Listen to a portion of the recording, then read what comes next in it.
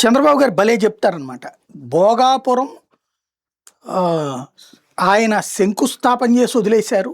ఏం కాలేదు. తర్వాత జగనొచ్చాక ఆ భూములు తగ్గిచ్చారు. శంకుస్థాపన చేశాడు మళ్ళీ.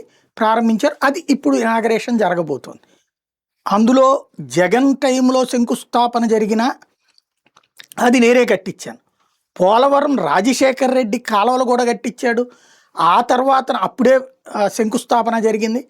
అది చంద్రబాబు గారి ఫస్ట్ టర్మ్‌లో ఏదైతే 22కే 22 కాదు అప్పుడేది 2018కే పూర్తయిపోతుందని ఉమా చెప్పాడు. ఆ తర్వాత ఆగిపోయింది. 19లో వచ్చిన జగన్మోహన్ రెడ్డి దాని పనులు కొనసాగించడానికి రెడీ అయిన టైంలో డయాఫ్రమ్ వాల్ కూలిపోయింది. డయాఫ్రమ్ వాల్ అంటే నీళ్ళల్లో కట్టినటువంటిది. అదేమన్నా జగన్ వచ్చాక కట్టాడా? కానీ అది కూలిపోవడం వల్ల దాని వలన వచ్చిన టెక్నికల్ రీజన్స్‌తో ఈ 5 ఏళ్ల నుంచి పని ఎక్కడిదక్కడ ఆగుతుంటే అప్పటికి గేట్లు కట్టించడం, ఇతరత్రా పనులు జగన్మోహన్ రెడ్డి చేసుకొచ్చాడు. ఇప్పుడు చంద్రబాబు గారు ఈ 2 ఏళ్లలో ఏమైనా చేయగలిగారా? అవ్వలేదు. ఎందుకంటే ఆ డయాఫ్రమ్ వాల్ ఇష్యూకి సంబంధించి మళ్ళీ అంతర్జాతీయ నిపుణులు, దేశీయ నిపుణులు ఇంతమంది. ఇప్పుడు చంద్రబాబు గారు పోలవరాన్ని చూడడానికి వెళ్ళారు. 27 కల్లా పూర్తయిపోతుంది. డయాఫ్రమ్ వాల్ కాపాడలేకపోయాడు జగన్మోహన్ రెడ్డి. ఏదో అడ్డంగా పడుకోవాలన్నమాట అక్కడ. చేయలేదు కాబట్టి పాడైపోయింది. మేము ఉండుంటే అప్పుడే పూర్తి చేసి ఉండేవాళ్ళం. ఇలాగే ఉంటాయి ప్రజలకి ఎమోషనల్.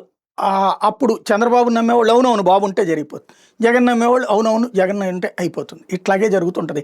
ఆంధ్రాకి శాపం ఏంటంటే విద్యావంతుల యొక్క అజ్ఞానం.